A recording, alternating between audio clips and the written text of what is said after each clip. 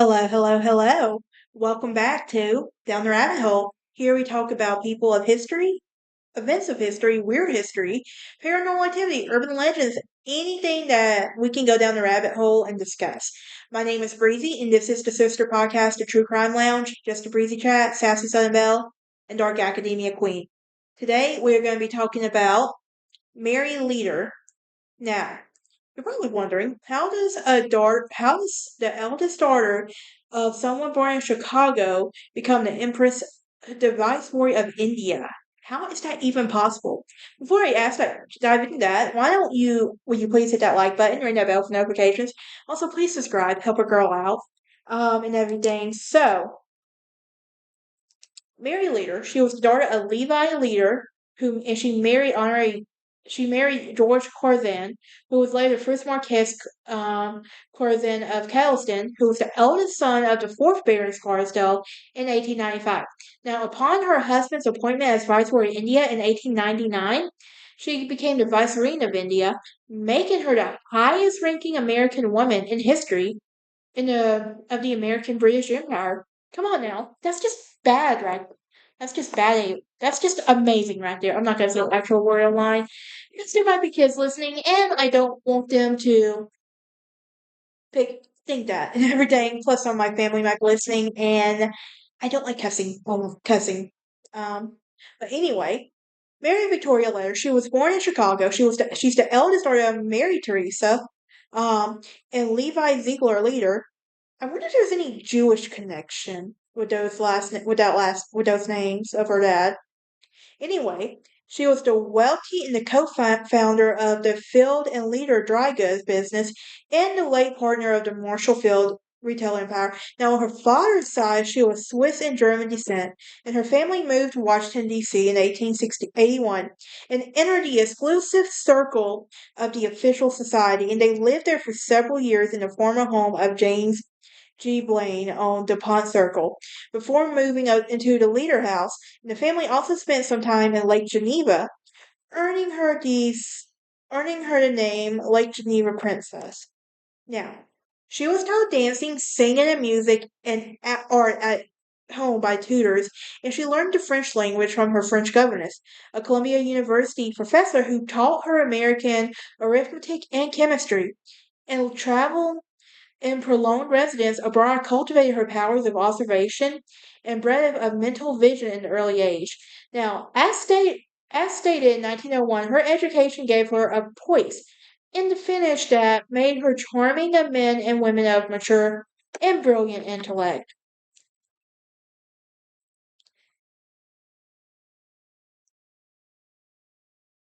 She was um she was about 5'7", and her appearance was described at her wedding was a face of unusual beauty, oval in shape, with dark gray eyes, straight black brows, a sweet, sensitive mouth, a prettily shaped nose, and a low forehead with about black hair brushed simply from it, emphasizing its whiteness. Now, her debut was in the winter of 1888, and she was regarded in equal as the beauty of breeding and frequently superior in manner and intellect of daughters of better known and longer established families in Eastern U.S. society. Now, prior to her marriage, her closest friend was Frances Folsom Cleveland, 6 years her senior, and the wife of a much older president. Can we guess it? Can we guess it? Grover Cleveland. History not here. I get excited when I learn new things in history. So, what was life like for her in England? Well, Mary was introduced to London society in 1890, where she would meet a young man, George Curzon, who was a Conservative member of Parliament who was about 35 years old and had been representing Southport for 8 years and was heir to the barony of Scarsdale. And this position had made himself through his own talents of more interest to her than eventual inheritance and high representation as a writer in political questions and fast, particularly attractive administration. Now, Mary and George Curzon. Mary and George was married on the April 22nd in 1895 at St. John's Episcopal Church in Washington, D.C. by Bishop Talbot, and it was assisted by the Reverend Mackay Smith, the pastor of the church. It was there she played an important role in re-election of her husband to Parliament in the autumn. In that autumn, and many thought that her success was due to more winning smiles and irresistible charm of his wife's own speeches. They had three children: Mary Irene, who was later Lady Ravendale, in 1896, Cynthia, the first wife of Sir Oswald Mosley, on August 23rd, 1898, and lastly Alexandra, who was who was born April 20th, 1904, and she was the wife of Edward Metcalfe, who was known as Fruity, and the best friend and best man and inquiry of Edward VIII. Why does that name sound familiar? If we know our history, we know what that means. And he was best known as Baba Metcalfe. Now, what was her life like in India? Well, her husband accepted the position of viceroy in India and was elevated to the peerage of Ireland as Baron Curzon of Kettleston in summer 1898 at the age of 39. As vicereine of India, his wife held in the highest official title in the Indian Empire and that women could hold, as did Lady Wellesley, also known as the American wife of a prominent British man. And on December 30th, they would arrive in Bombay to the greetings of a royal salute and the greeting excitement. She instantly made an impression on the beauty and respect that soon spread all over India, and she would gain the title of vicereine as wife of viceroy and the title of the British aristocracy. And they were greeted in Colgate a few days later with great enthusiasm.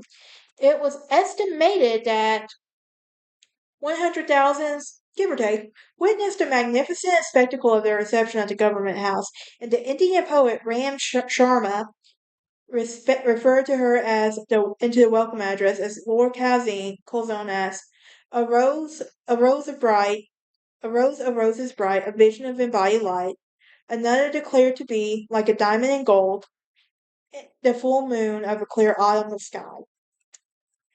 But let's go to 1901, where Charles Turner first raised the Lady Curzon rose in the honor, in which was a hybrid, for crying out loud. Now, in 1902, Lord Curzon organized the Delhi Durbar to celebrate the coronation of King Edward VII, the grandest pageant in history, which was created by a tremendous sensation. And at the state ball, Mary wore an extravagant coronation gown by the House of Worth of Paris, known as Lady Curzon's peacock dress, which stitched a gold cloth embroidered in peacock feathers. And my knee hurts, guys. Sorry. Um, with their own fantasies and about the wealth of the millionaires. Now, Indian potentials and European royalty. Now, the skirt was trimmed in white roses and bodice with lace. And she wore like this huge diamond necklace and a large brooch of diamonds and pearls. And she wore a tiara with a pearl dripping each of her high diamond points. And it was reported that as she walked through the mall, it was breathless. Now, the dress is now displayed at the Curzon Estate in Kelston Hall. Now, she is contributed to the design of the exquisitely rich and beautiful coronation robe of Queen Alexandra in the UK, made from gold fabrics woven and embroidered in the same factory, Chandni Chowk, Delhi, and where she ordered the materials for her own state gowns. Now, the factory owner said that, are we done, Kylie? Or may stop? Said that she had the rarest taste of any woman she knew, and that she was the best dressed in the world, an opinion shared by her, by many other people. Now, she was also an invaluable commercial agent for the manufacturers of the higher class fabrics and the art objects of India. And this is where she wore like these Indian fabrics, which will result many of them to become fashionable, Calcutta, and the Indian cities as well. And there would also be London, Paris, and the capitals of Europe. And she would place orders for her for her friends and strangers, and she assisted in the silk weavers, embroiderers, and the other artists who adapt their designs and patterns of fabrics to the requirement of modern fashion. Reese, I'm not opening that window. My other roommate's dog. Dog sitting, don't you love it? I don't mind that. I love these dogs. Now, she kept several of her best art kept several of the best artists in India busy with orders as soon as she saw the results of her efforts. Reviving skilled arts and almost had been forgotten late, and she was tutored in Urdu by Muhammad patriarch. Now, there were some progressive medical reforms that were initiated by English women in India under the leadership of the Marchioness of Dufferin and Lady Curzon, by supplying women doctors and hospitals for women. This is where the Lady Curzon Hospital in Bangalore is. And have her to thank for this, honestly. Well, I say we, but I'm not from India, so I can't tell you, but y'all have her to thank for this. Um, November 4th, 1902, she was she wrote to Viceroy Camp Simla to Lady Randolph Churchill advising her on the appropriate headgear to wear to Delhi, seeing that she is looking forward to seeing her and that she will not need an AR in addition to her maid. In 1903, she sailed on a yacht from Karachi on a tour of the Persian Gulf with her husband and Ignatius Valentine Sherrill, a young Winston Churchill, and many other notable guests. So, in 1904, she traveled by train with her husband to Dhaka to tour Shangba area in a fleet of the Champ Tawny model in 1902 automobiles. Kylie! She had to get the last bark in, apparently. Now, she learned that the great one-horned rhinoceros of Carenza from the tea plantations wanted to feed him. And in the winter of 1904, she visited the area, and she saw like these major hoof marks. But but what disappointed her by not having seen a single rhinoceros, and it was also reported that the noted Assassini animal tracker showed her around and impressed her upon the urgent need to fit its conservation. Now, concerned about the dwindling numbers of rhinoceros, she and her husband would take the necessary action to save the rhinoceros, which he did. Um, and the Kazring Kazaranga proposed reserve forest thus was created, and later it was developed into the national park. Because we're not saying that word again. Now, what about her private life? Well, she had three beautiful daughters, no sons, and as much as her husband wanted one. But we all know biology doesn't work like that. Men, you know what I'm talking about. So, Mary was demanding social responsibilities, the tropical climate, and the prolonged near fatal infection following a miscarriage and a fertility related treatment ending her health, eroded her health. Now, despite several trips to England for convalescence, the health continued to decline.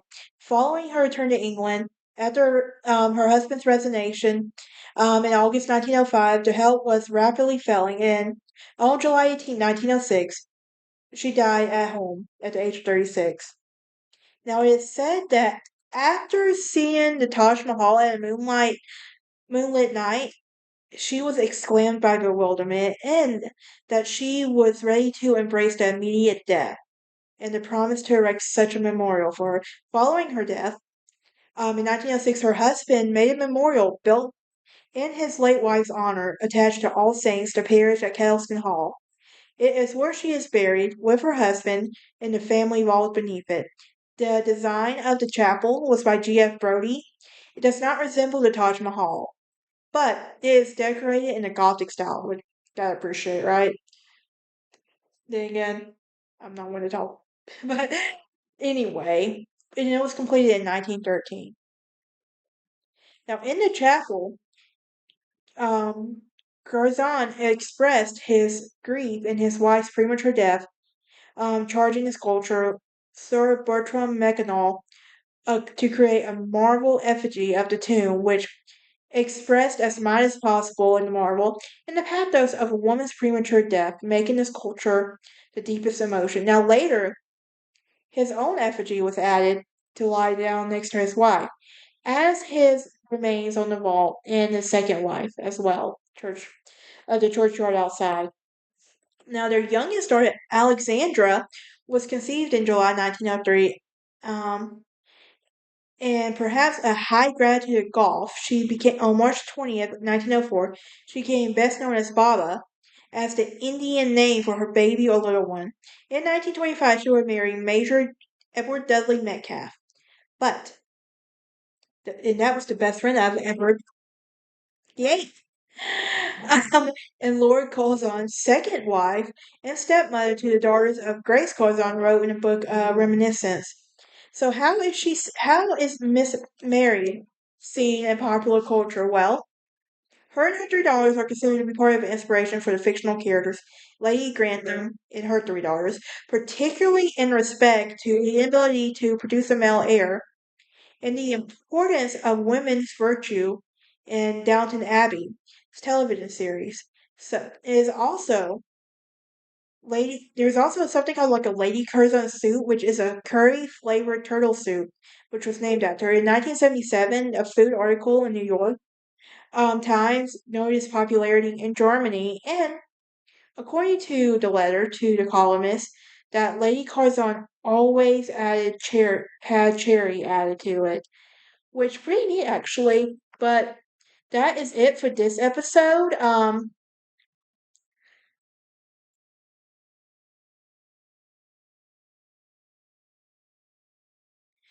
Join me next time as we talk about the first ever woman to take the first ever woman to take a place in Parliament.